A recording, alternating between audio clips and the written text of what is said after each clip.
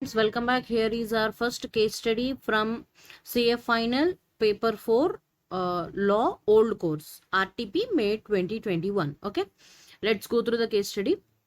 Balfour Limited is an unlisted company having 70 members with a paid up capital of 42 lakhs, having a turnover of 200 crores as per the audited financial statements for the year ended 31st of March 2020.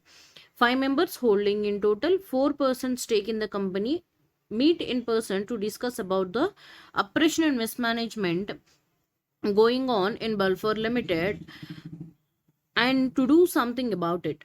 One of the members, Mr. Ravi, suggested that we should file a joint class action application to the tribunal to get a resolution in this matter, to which another member, Mr. J, told that he is in contact with 3 other members of the company holding in total 3% stake, who are also finding the activities going on in the company to be unjust. So, 5 plus 3 other members, that is 8 members in total, will be able to file an application to the tribunal under section 244 of the Companies Act 2013. The application of the complaint for oppression and mismanagement were filed to the tribunal on 4th of June 2020 with the consent of aforesaid 8 members of the company. The said application provided the details of the agreement made by the Balfour Limited with Mr. Dev, a relative of Director of Balfour Limited, Mr. Raj, in respect of continuous supply of raw materials to Balfour Limited, for which Mr. Raj had received certain commission from Mr. Dev in cash for offering the contract to him. Also, another director, Mr. Jayesh, had improperly transferred a property of Balfour Limited on 6th of March 2020 to Mr. Prakash. The tribunal, on the receipt of such application, made an order directing investigation into the affairs of Balfour Limited. Also, the agreement made with Mr. Dev was ordered to be terminated after giving notice to Mr. Dev and obtaining his consent. However, no compensation was ordered to be paid to Mr. Dev for such cancellation of agreement. The contract with respect to property transferred by Mr. Jayesh was also ordered to be set aside, and it would have been demanded to be fraudulent preference in case such transaction was made by an individual in his insolvency.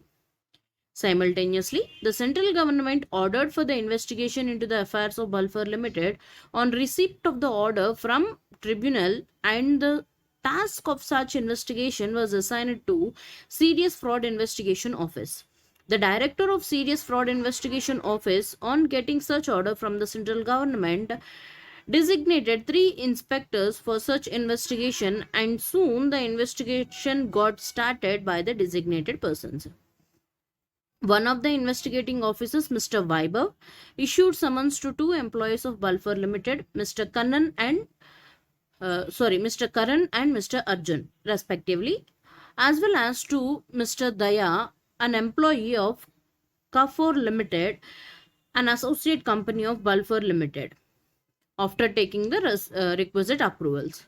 The aforesaid persons attended at the place at which they were summoned by Mr. Dev and were examined on oath, one after the other. During the said examination, Mr. Vaibhav took down notes in writing, and he read over the notes taken by him to all the persons examined at the end of examination. After hearing the said notes, Mr. Karan and Mr. Arjun signed the document on which such notes were written, but Mr. Daya refused to sign such document without any reasonable cause for the same. On the same day, but then he thought that it would be of no issue in signing, and so he signed the same after 20 days. Mr. Vaibhav forwarded the notes taken by him to Assistant Director of Serious Fraud Investigation Officer, Mr. Ramanuj. And on the basis of such notes, he derived that Mr. Arjun has committed an offence under section 447 of Companies Act 2013, which Mr. Ramanuj reconfirmed with Mr. Vaibhav via email. Mr. Ramanuj accordingly passed an order for arrest of Mr. Arjun after recording in writing the reasons for such arrest, and he immediately forwarded the copy of order of such arrest to the concerned authority along with the document containing notes taken by Mr. Vaibhav at the time of examination of Mr. Arjun, which intended that he had committed an offence under section 447 of the Companies Act 2013. Balfour Limited, on coming to know of such arrest of Mr. Arjun, wanted to give termination to him and also wanted to demote Mr. Karan to position of junior assistant from his position of senior assistant in the company during the pendency of investigation. And for that purpose, it was made an application to the tribunal for the same on 10th of October 2020.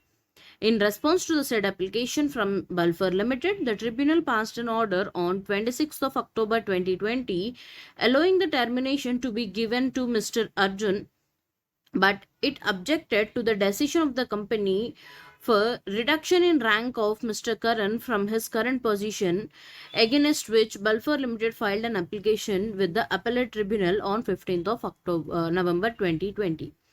So based on this case study, we have been given some multiple choice questions. Let's just quickly go through them. State in the light of the given facts whether the 5 members holding in total 4% stake in Balfour Limited or the 8 members holding in total of 7% stake in Balfour Limited were eligible for filing application for class action or under section 244 respectively of the Companies Act 2013. So it is asking whether it is like an eligibility criteria for filing class action suit and under section 244 whether 8 members are eligible. Yes, they are eligible because it is 100 members or 1/10 of the total number of shareholders. The total number of shareholders is 70 and therefore 1/10 of 70 is 7. So 8 members were eligible to file under section 244. See here, I have taken a screenshot. See, right to apply under section 241. Section 244 says that the number of members having right to apply, where in case of a company having share capital not less than 100 members of the company or not less than 1/10 of the total number of members of its shares, whichever is less. So 1/10 of total number of shareholders is 7, that is 70 into 1/10, which is equal to 7. Therefore 7 or 100, whichever is less, we will be going for 7.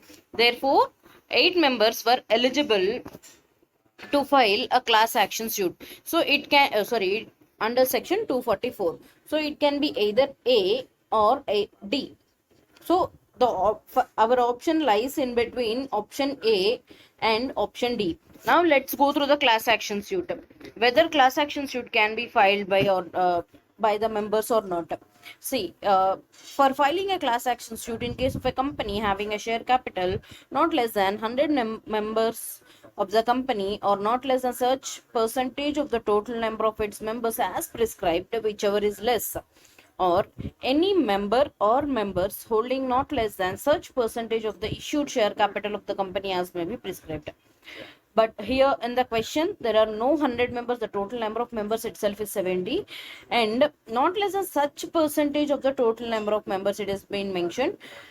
We assume that the percentage of shareholding approved by the central government for the time being in force is set, and the company, I mean this 5 members holding 4% stake is qualifying that limit, and therefore they are eligible for filing a class action suit.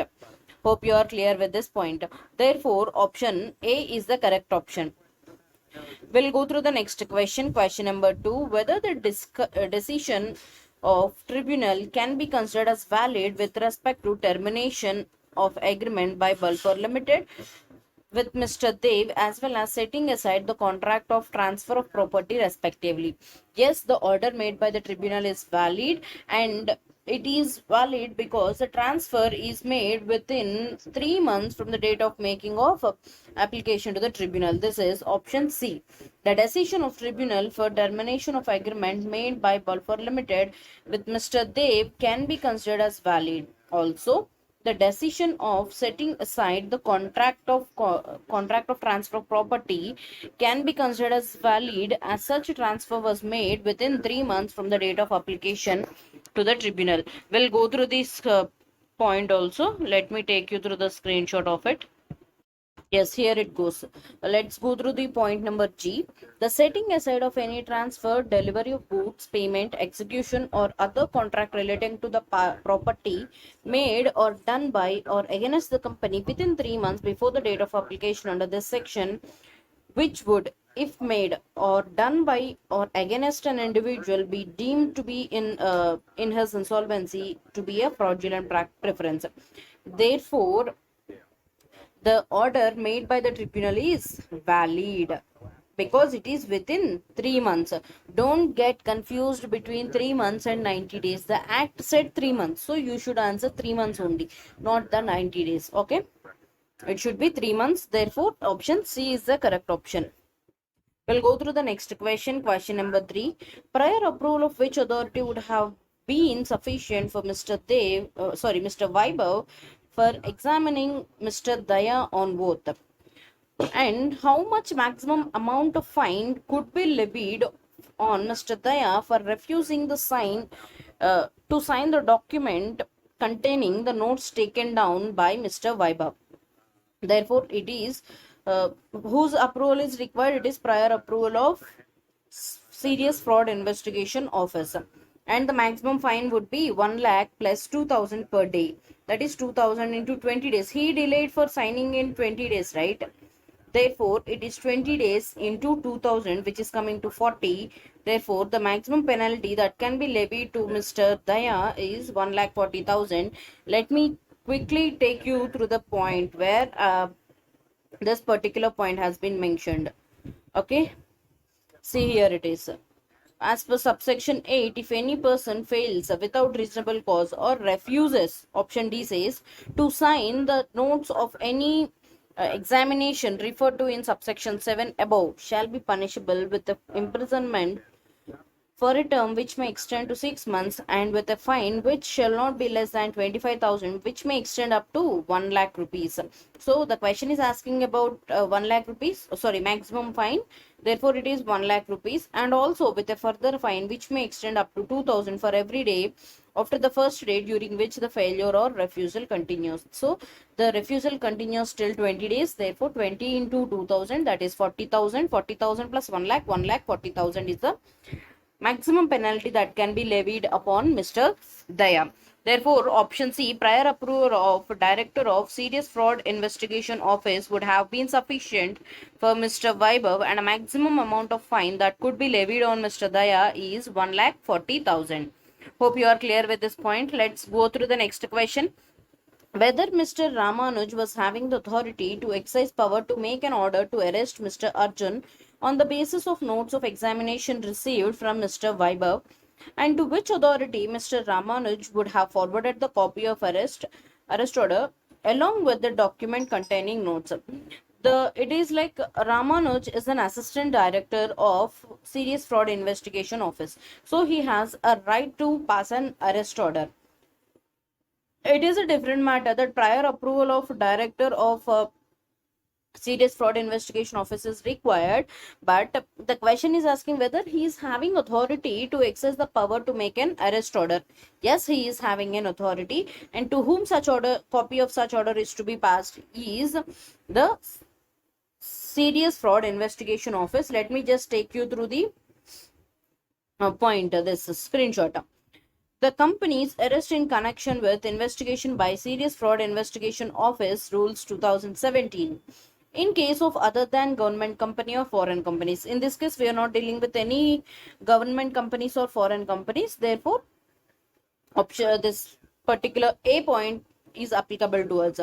Where the director, additional director, or assistant director of the Serious Fraud Investigation Office investigating into the affairs of the company other than government company or foreign company has, on the basis of material in his possession, reason to believe that any person has been guilty of any offense punishable under section 212 of the Act, he may arrest such person provided that in case of arrest being made by the additional director or assistant director, the prior approval of a director of SFIO shall be obtained. So, assistant director is also having the authority to pass an arrest order. Let me just take you through this point also. Forwarding of copy of arrest order and other documents. The director, additional director, or assistant director shall forward a copy of arrest order along with the material in possession and all the other documents included, including such personal search memo to the office of director SFIO, that is Serious Fraud Investigation Office, in a sealed envelope with a forwarding letter after signing each page of this document, so as to reach the office of director within 24 hours through the quickest possible means. So therefore the option is yes, he has the authority and he need to send the documents to Serious Fraud Investigation Office. Option D is the correct option. All other options, option A and option C, is saying no, he has no authority, but in fact as the law provides him the authority to pass such order. Option B says that a document should be forwarded to central government, which is not. The documents has to be forwarded to the Serious Fraud Investigation Office. What is the last date available with tribunal to give response to the application made by Balfour Limited with respect to its employees, as well as with Balfour Limited to file an application with appellate tribunal? So it's asking about the time limits that Balfour Limited should comply. So let us go through the dates upon which this application was filed to the tribunal. Yes, here you can see an employee, Mr. Karan, filed an application to the tribunal on 10th of October, and the tribunal has passed an order on 26th of October. Be careful that these applications and orders were passed on, in the month of October, which is having 31 days. Let me just take you through the study material. Yes, here it is. Action against an employee. If a company or other body corporate or a person concerned with does not receive within 30 days of making an application under subsection 1 the approval of the tribunal, then and only the company, other body corporate may proceed to take against the employee. So the maximum time that the company is allowed is, that the company is allowed to receive an application, receive an order of the tribunal is 30 days. So it is 30 days from the date of application. 10th of October plus 30 days. It is coming to 9th of November 2020. 21 days of October and 9 days of November has to be considered. Therefore, the maximum time limit for action against an employee is 9th of November 2020. So before which it can't take any action. If the tribunal has passed an order within this time, it has to abide the same.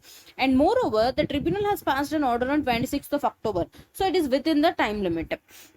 So the company has to follow the tribunal order. And by what time this company can go for an appeal to appellate tribunal? If a company go through the point number 3, if a company other than a body corporate or person concerned is dissatisfied with the objection raised by the tribunal, it may, within a period of 30 days of receipt of notice of objection, prefer an appeal to appellate tribunal in such manner and payment of such fees as may be prescribed.